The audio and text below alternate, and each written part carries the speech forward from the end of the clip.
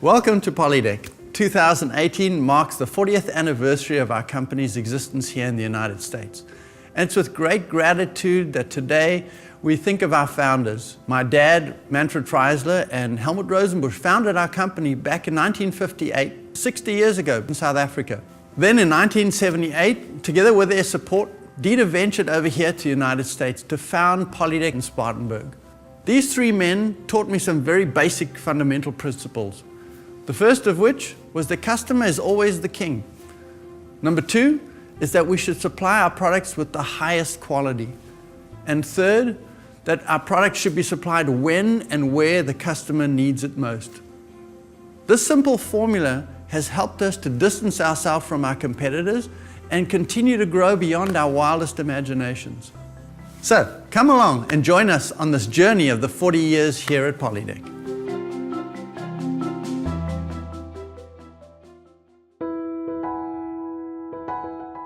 From a young age, my dad possessed a deeply ingrained entrepreneurial spirit.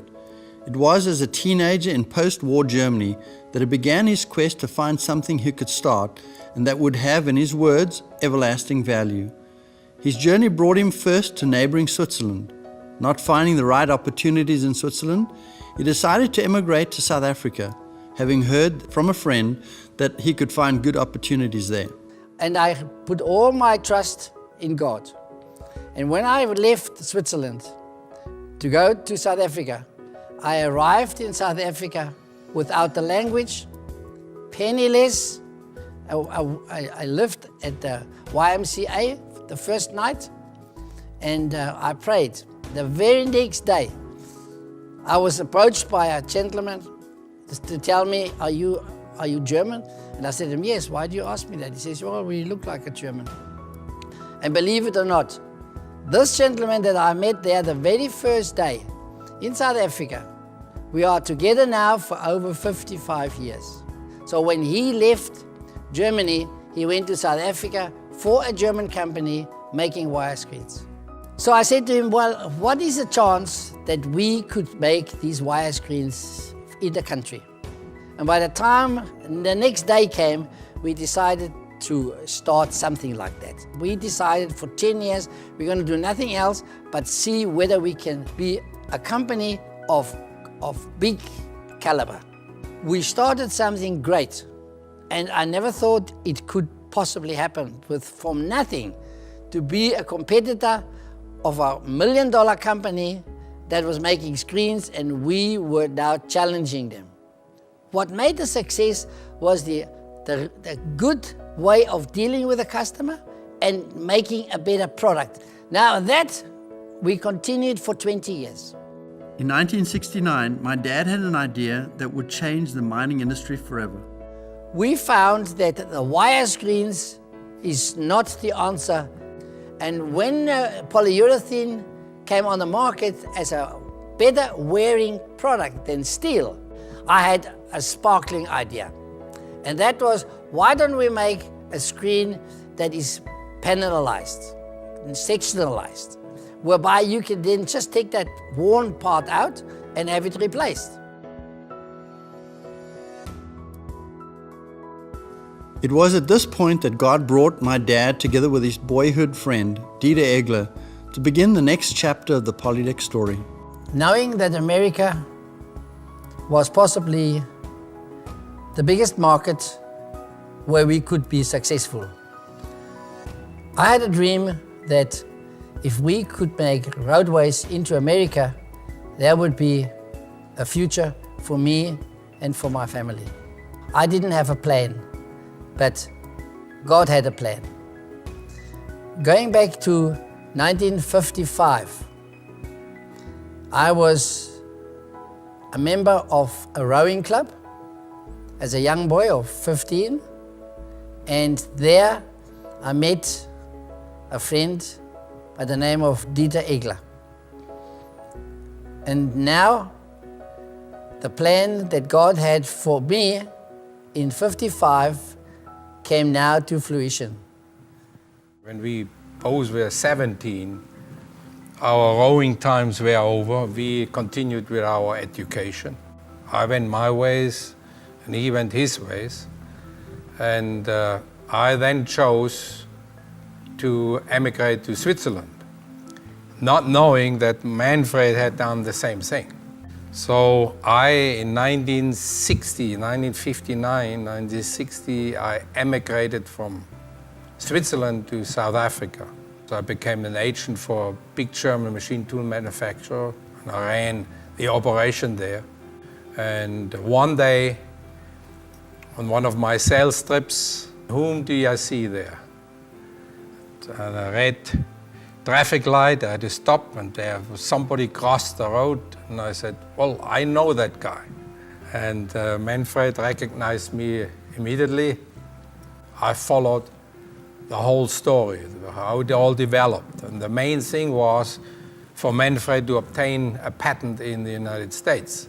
And then I mentioned to him that whenever he gets a patent there, I would be interested to emigrate again from South Africa to the United States. After obtaining a US patent in 1974 and making a survey trip to the United States, Dieter and my dad settled in Spartanburg, South Carolina, and established Polydeck Screen Corporation there in 1978. The subject came up of where to settle in the United States. He said, we don't want to go to the north, it's too cold there, you must go to the south. So then we remembered that we were dealing with a United States company.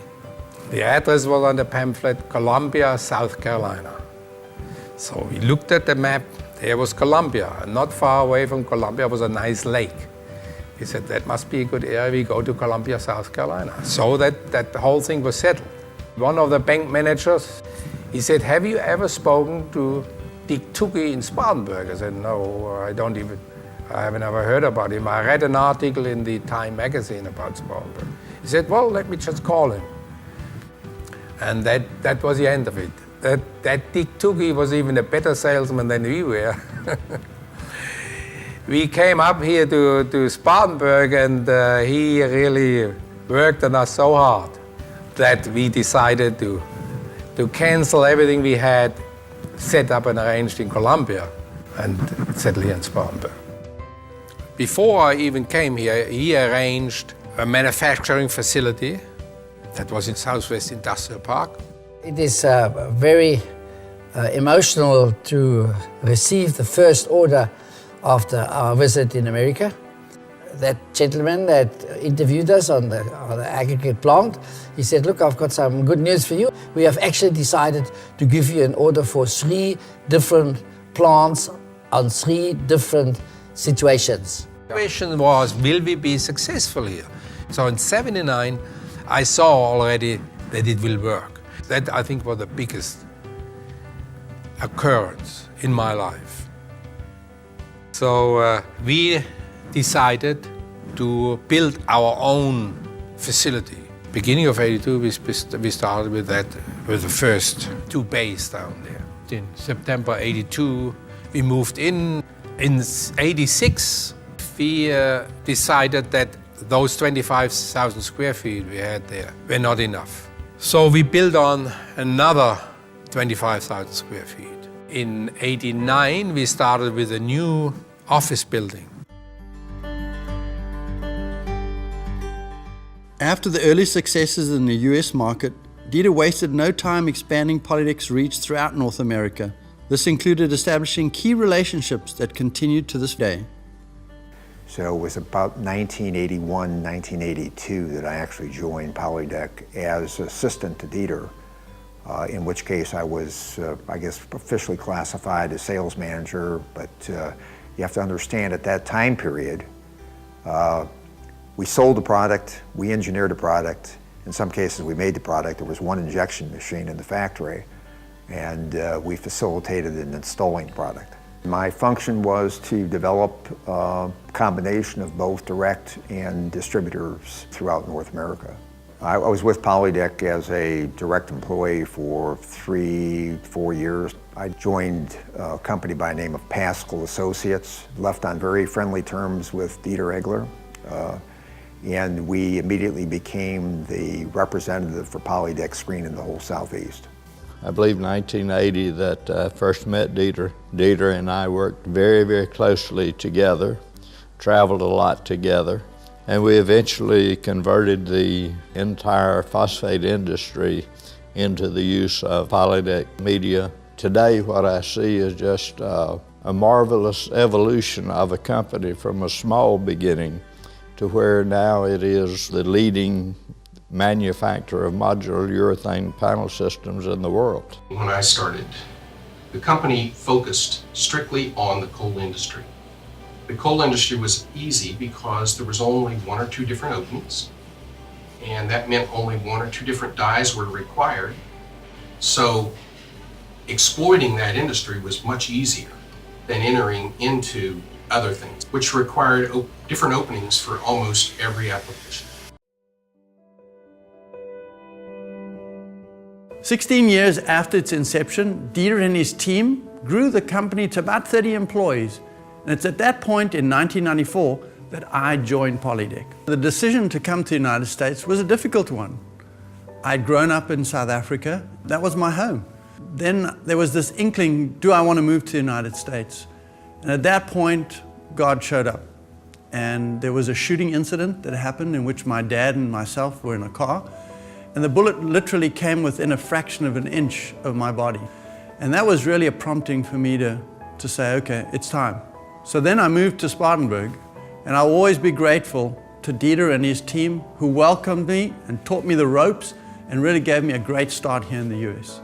So when I first started, the growth rate of Polydeck had begun to slow down, primarily because synthetic screen media had become known in the US. Secondly, the number of competitors dramatically increased. So in order to get to the next level of growth, it was going to take a new sales approach and a range of new innovative products. The R&D team began to innovate the next group of products. The first of that was the pipe top system, together with the high open area maxi screen panels. The second thing was for dry applications, where we worked on the Polydeck injection molded modular panels. The third thing was to simplify the extraction and installation of screen panels, where we came up with the Polysnap system.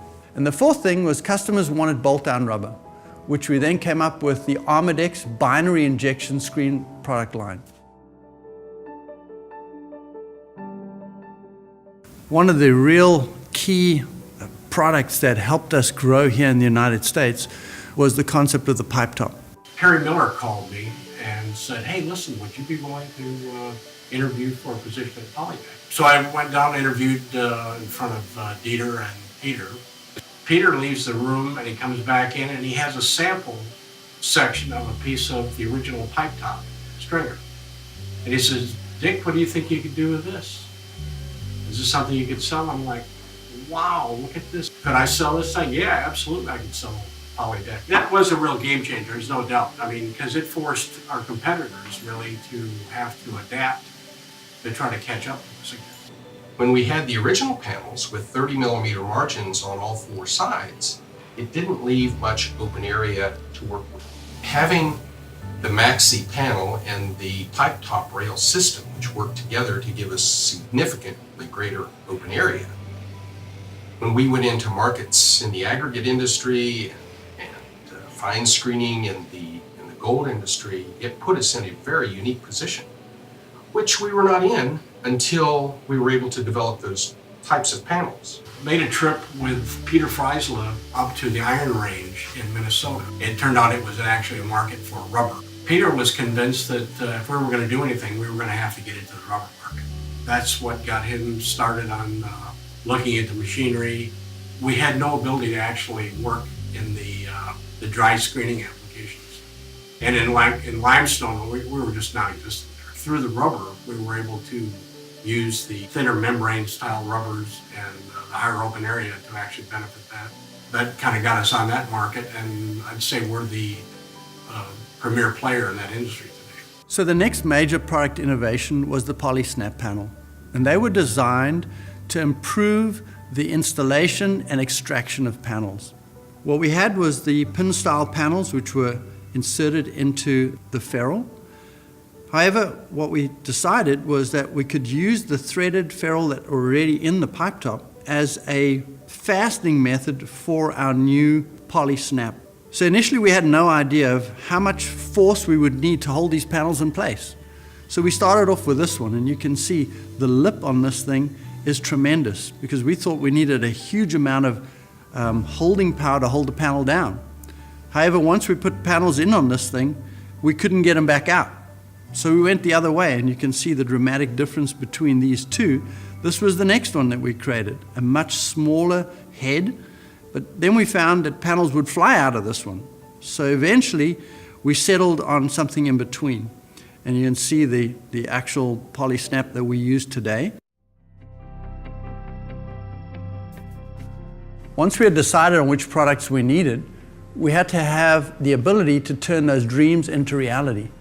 And the tool room was the vehicle that we used for that, where we could create molds and designs and turn them into products.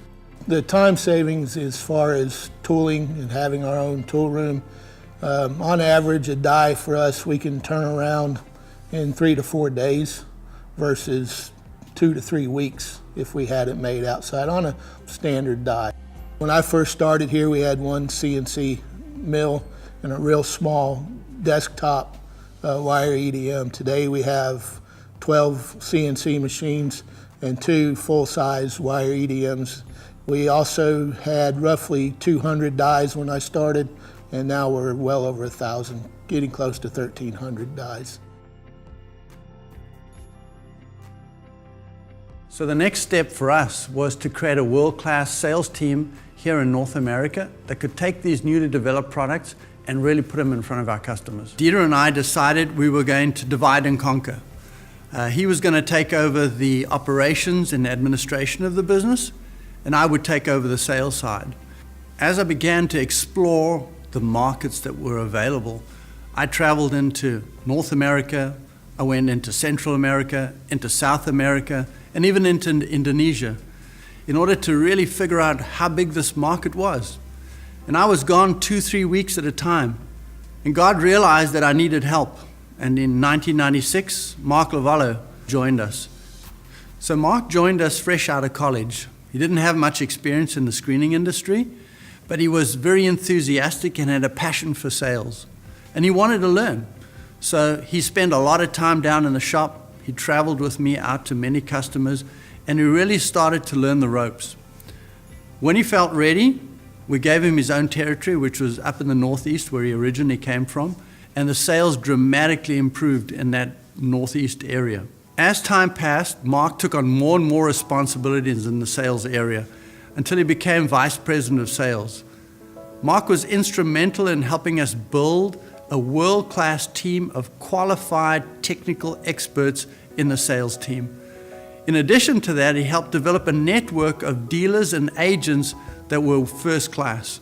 We will always be grateful to Mark for his effort and passion to help us grow, and his contributions made a huge impact on the growth of our company.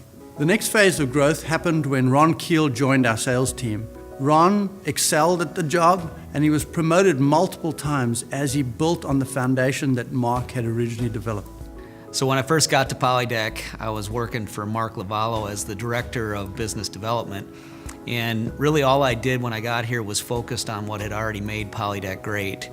Primarily the customer experience, and we included things like plant optimizations, screening performance evaluations, focused on our OEM relationships, and started to develop our industry training and education events. About a year into it, I was promoted to the Director of Mining and Business Development. Shortly after that, I also was handed the responsibility for the coal sales team, and eventually I was promoted into the VP of Sales role.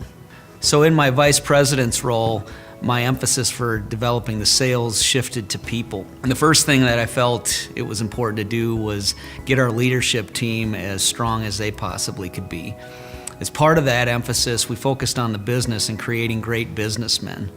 Then we shifted to the internal structure of the organization and making sure we had strong relationships inside the company. And finally, the whole time I was really trying to maintain a positive winning attitude for the sales team, which Mark did a great job beginning with. And this took us from about 25 people in the sales organization all the way up to 50 people. An interesting change for Polydeck this year is we changed our tagline from performance guaranteed to caring and performance guaranteed. There's times in the Midwest where we'll have a customer call one of our salespeople in the middle of the night, 2 o'clock in the morning, and say, hey, I'm down, I need help. And the answer isn't, okay, I'll see you at 7 o'clock in the morning. The answer is he gets up out of bed, goes and loads the truck, and he's there at 3 o'clock in the morning to get them back up and running. And that's not only caring, but that's performance, and that's making sure that we're customer focused. So the plan was working. We developed these innovative products, created a great sales team, and what we hoped was going to happen actually happened. Tremendous sales growth. But with that came tremendous challenge. Our customer demands exceeded our ability to supply. Our on-time delivery suffered, our quality deteriorated, and our ability to apply our products to customer needs was failing. So instead of this being a dream come true, this felt more like a nightmare. At that point, I turned to God in desperation. And God sent Hans Tanner to us. Hans was a consultant that we hired. Hans helped us to implement many changes to the processes and procedures in our business, which he had seen effectively work at companies much larger than ours. We put these in place with tremendous results. But I never forget, he came to me one day and said, Peter, for this to be sustainable, we have to hire a world-class operations executive. And so we began our search. And after several failed attempts at operations managers, finally with God's help, Ken LeConte came onto the scenes, and he's been with us ever since, and the job he's done is just dramatic. I began as operations manager for the company, which was the first position of its kind, and covered everything from the time we receive a quote till the time we ship a product. Peter came on the scene, joining us from South Africa, and Peter's intent was to grow the business. In growing the business, that brought about a lot of complications. New tools required, new processes required. So we were able to work through developing some processes based on experiences that I've had in my former career and bring them to the business. When I look at what the company is like today versus what it was like when I came here, there was fewer than 100 people. And this year we're manufacturing in 2 countries and 7 different warehouses, mostly in the United States, but 1 in Chile and 1 in Peru as well. So the growth has been pretty dramatic. We differentiated ourselves on technical service, good quality, having the best quality in the industry, having the best lead times in the industry, having the most qualified technical people in front of the customer. If we look at the staff, for example, in the applications department, is a great example. Most of those people, if not all of them, have run quarries before, run mining facilities. Not only worked there, but ran them. So they understand the perspective of the customer, what's important to the customer. So when Les Natty joined us, he joined us as General Manager of Polydeck Chile. His objective was to develop the South American market from there. But he also developed a wonderful sales team. Initially, we supplied the South American market from Spartanburg. However, it took 10 to 14 weeks for product to arrive in Chile. We realized then that if we were going to expand that market, that we had to reduce the lead time. So the next step for us was to start a manufacturing facility down in Chile. Hans Tanner joined us in order to do that, and together with his wife Mireille, they formed Polydeck Chile and did a fantastic job of reducing the lead times, where now the lead times were comparable to what we supply in North American markets. We realized in order to make Polydeck Chile self-sustainable, we would need a Chilean general manager. It's at that point that we hired Javier Sotomayor. We had developed a successful recipe, great products produced locally in Chile, together with a great sales team, and sales improved dramatically. However, we realized we had outgrown the rented facility that we were in. And at that point, we made a decision to buy land and also to build a factory, which Javier has done a tremendous job of helping us do. Today, Polydeck continues its legacy of innovation in South America. The first manufacturing center outside of the state started in Chile with the leadership of Hans Tanner in 2012. After 1 year, processes and quality was very well duplicated. Of course, training our employees was an important part of the formula. Today, we are very proud of our people. Getting the first factory in Chile was a really team effort.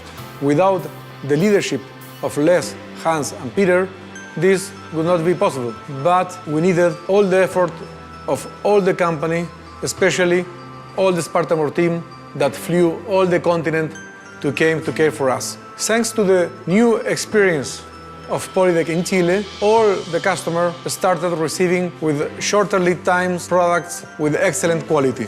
Of course, this brought a huge increase of the business, 10 or 30% by year. Everything has been fast-tracked. In only 5 years, the capacity get doubled, from 3 to 7 machines, from 6 to 60 people, and the space always a constraint. This is the reason why we are inaugurating a new factory in Chile. The new factory in Chile is a campus of 5 acres, with a building of 20,000 squares, with a yard of another 20,000 square for logistic operations. Polydeck is caring for more people in more countries with more customers. We are very blessed to belong to the Polydeck family. Thank you very much for starting this journey 40 years ago. So the turning point for me came in 2006. I'd been working at Polydeck for 12 years, and I'd achieved the American dream. The company was doing great, financially we were doing great, but in my heart I felt empty. So I went to Atlanta on a 3-day silent retreat. And during that time, God really spoke to my heart. And the resounding issue that came upon me was, how are you treating your neighbor? And at that point, I was treating my neighbor, my employees, like a consumable, something you used. At that point, I realized God had gifted me the company and that He was going to hold me accountable to the gift that He gave me. And not so much how much money I'd made, but what did I do with that money to enrich the lives of the people that were around me? My whole thinking was this company was here to make money and selfishly make money for me. So the first thing we did was we changed the purpose statement. And during that process, we started to implement a lot of caring activities here to truly care for our employees in a way that honored God. The caring team was started over 12 years ago, and it came out of Peter's transformation. He wanted to give everyone a voice to care for each other, to bring ideas and then develop actions to care for our employees, their families, the community. That community can be local, it can be national, it can be international. There is no other company in Chile that has the same core values like Polydeck. So that makes a huge difference. Actually, that was the main reason why I wanted to start working in Polydeck. They not only care about the workers, but also about the families. I work in the best company in the world. Whenever one of our employees is manufacturing a screen panel, they know that all that profit will go back either to them or will have an impact in the community. So everybody, if it's a US worker or if it's a Chilean worker, it doesn't matter because we're all working for the same beautiful vision we have, that it's honor God. I came from a multinational, multi-billion-dollar corporation, and it always puzzled me on how a family-owned business with limited resources could compete and win against such a big company. What I learned after I got here, that one of the reasons for their success was the eternal mission and the eternal value that they were trying to create. It was beautiful to hear the stories and the impact that many of the caring programs started to have on our employees and their families. That had a tremendous impact on me personally, because there's an old saying by St. Francis, you receive more when you give than when you take. And God has truly blessed us beyond our wildest dreams. Since we've embarked on that program, our company continues to grow and grow, double digits. And we feel like a family. I suppose that's one word that I can use to summarize the whole thing, is we're a family. And how does family treat each other? With love. A couple years into Peter's transformation here of the caring culture at Polydeck, he asked me to come alongside again to start up another ministry. So I went on a journey to share my story with other CEOs. And it was tremendous to see the response. People who had that same hole in their heart like I did, saying, help me. I want to understand how to transform my company to become more caring, to create eternal value, and to create purpose in my life, and fulfillment and peace. And so in 2008, I formed an organization called His Way at Work. The purpose of that organization is to help inspire and transform companies into God-honoring organizations. Over the last 10 years, as His Way at Work has been serving companies, they've touched over 90 different businesses, impacting over 100,000 lives in 7 different countries. Chris Patton is now the new CEO, and he's taking it to the next level. And it's just exciting for me to watch that organization grow. Even in our own industry, we're able to start impacting companies for them to see that there's more to life than just making money. As a child, sometimes it's hardest to learn from your father. Sometimes it's easy, but there's lessons that sometimes come better from other people. And one of the things that we're doing with Matthew is I'm trying to take Matthew underneath my wing and teach him, give him my perspective on business and what I see for business, so that not only does Matthew grow from his father's influence, but he grows from my influence and the other key leaders of the organization. So what does that look like?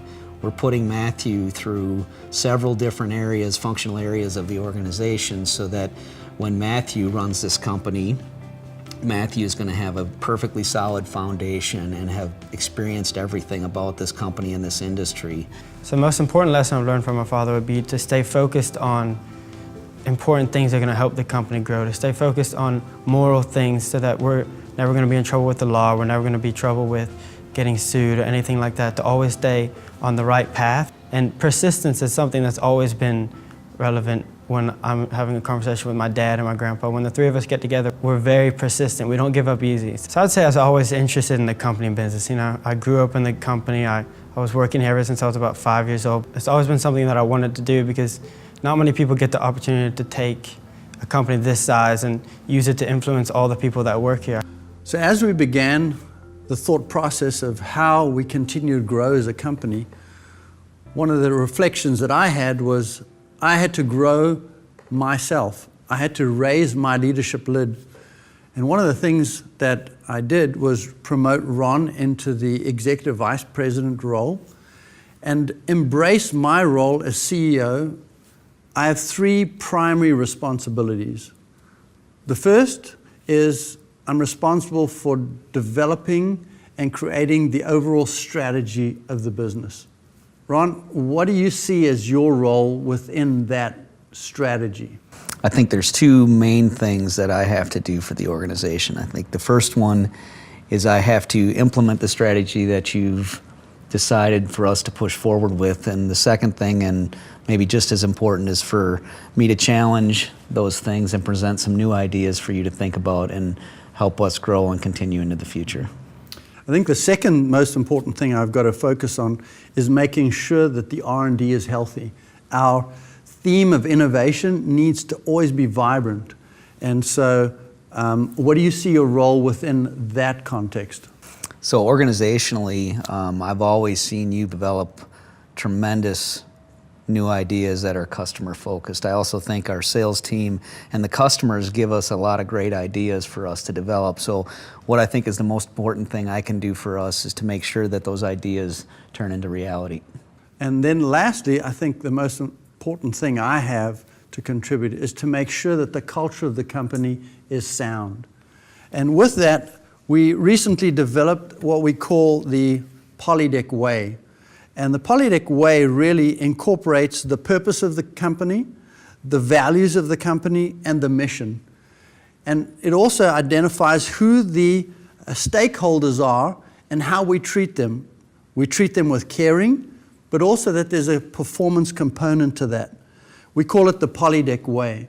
It's basically the guardrails to lead us into the future. This was so important to myself and the senior leadership team that you see that we're stakeholders in this, and we wanted to sign up for implementing this for you in the future of the company. And I think there's three main things that I intend to do for us going forward. Is one is to make sure that the organization always looks through our actions through the core value filter.